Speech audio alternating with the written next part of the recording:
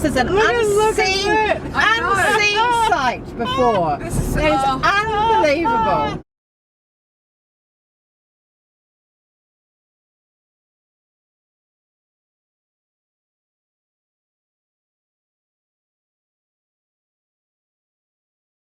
I'm Russ. And I'm Laura, and a few years ago we sold everything to travel by bicycle. Our mission is to inspire others to travel by bike, so we'll show you the best places to ride, Share stories of bike culture, and explore the local color. Follow us to New Zealand. These are our Kiwi Chronicles.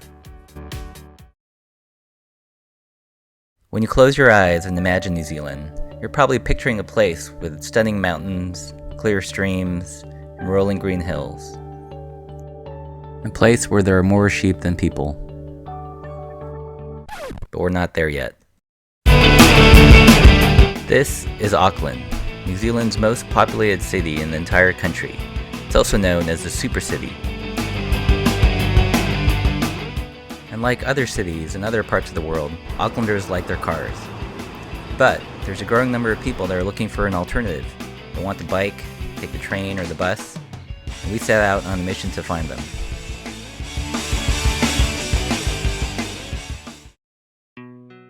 T. White Bicycles is ground zero for urban cycling culture in Auckland. We talked to Tim about how cycling has changed in Auckland and his visions of how it can be better in the future.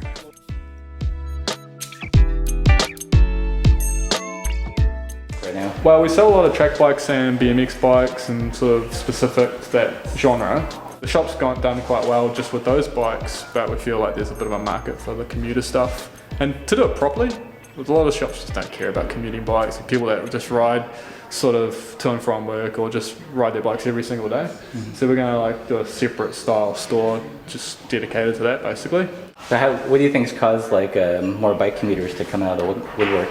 There's been a big push in Auckland for it. It's sort of, we've had a few different movements with it. Like there's a thing called Frocks on Bikes. Mm-hmm. I think they've really helped. I think the fact that the track bike thing also took off in Auckland because you kind of see just dudes wearing and girls wearing normal clothes cruising around on cool bikes. Mm-hmm. And I think that's kind of changed people's perception of what it is to ride a bike in Auckland, if that makes sense. Right. I think before everyone thought you had to wear a suit to ride, but then suddenly there's all these single speed and fixed gear guys just showing everyone that you can just cruise around and wearing anything. And it's sort of, I think that's really helped just make the sort of everyday cycling sort of thing flourish as well. After talking to Tim, it was encouraging to hear that Auckland was going through its own bicycle renaissance.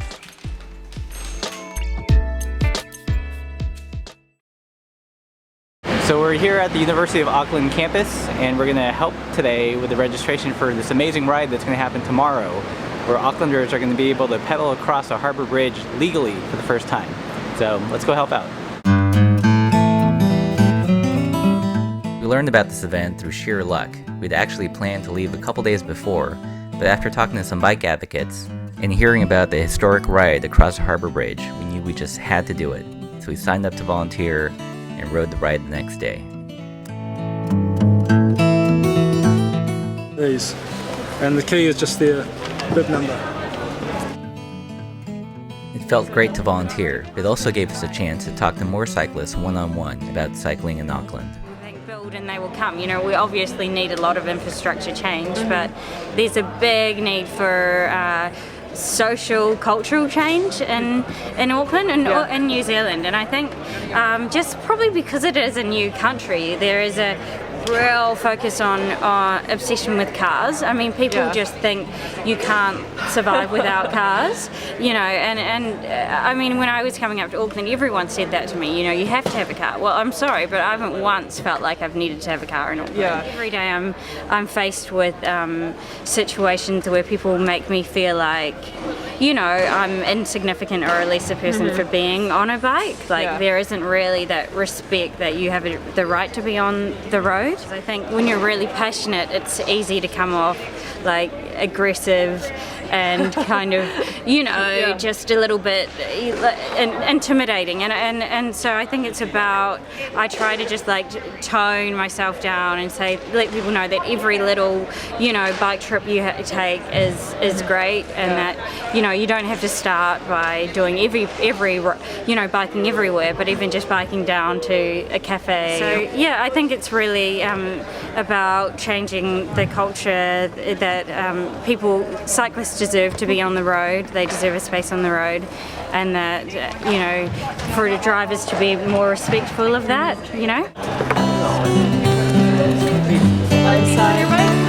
Okay, so take one of these and just... So it's Sunday, 5 a.m., our last day here in Auckland before we head off, and we're leaving with a bang. We're gonna go film and photograph this big event where Auckland cyclists are allowed for the first time to ride across the harbour bridge. Both a little bit tired, and I think that's our ride. We loaded up the Bromptons with our homestay host and some newfound friends. Everyone was excited about the event, but nothing could quite prepare us for the sight of the buses forming an honor guard for cyclists on the bridge. Of the buses. Oh, they're lovely! This is so good.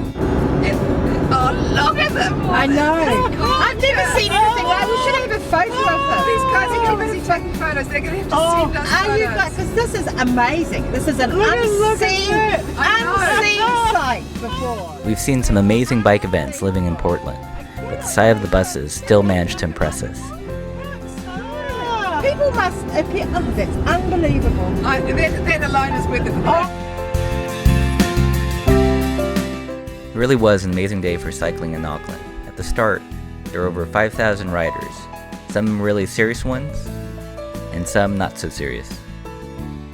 So Rocks on Bikes is a movement that came out of climate action. We're about showing that you can look normal on your bike and that everything in your wardrobe is cycling clothes and you don't need special clothes. And so today we are going over the harbour bridge, leisurely, in style hopefully, and in a very relaxed way, just to show that you don't need, to be part of a cycle race to enjoy events. You can do it in a Rocks on Bikes kind of way. I want to welcome you to Auckland.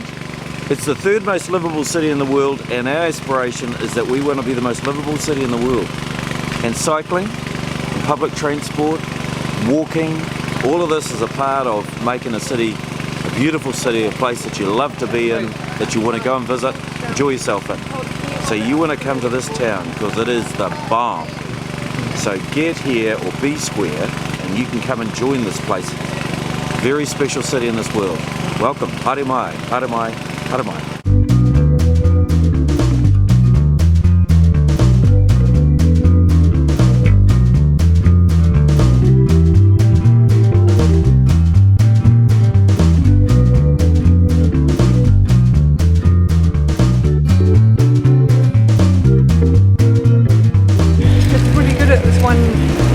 One-handed Brompton cycling. Lots of practice.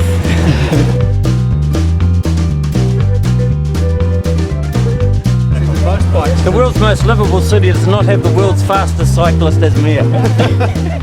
When the ride ended, we stopped at the Bicycle Carnival and caught up with the Velociteers, Auckland's own version of bicycle fun. We are Auckland's only synchronised cycling group. There's 8 of us and we perform short routines. We were inspired by the Sprockets from Portland, Oregon. Yeah, but we don't do quite as many stunts as them. No, we've got a long way to go. And people haven't seen it before here, and it's just a bit of fun. I think it's quite a novelty. Yeah, there's Lycra at that end, and we're kind of at that end of the spectrum, and we think it's really good to keep pushing this end of the whole spectrum of cycling. But Lycra's banned.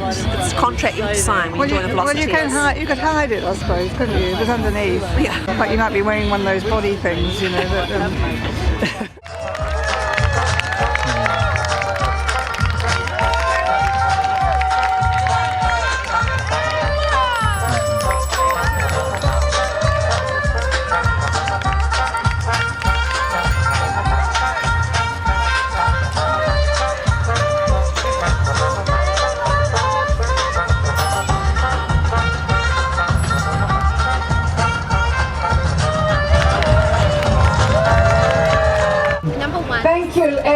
pass the word on that this has been just the most dream event and we want it again next year. Thank you.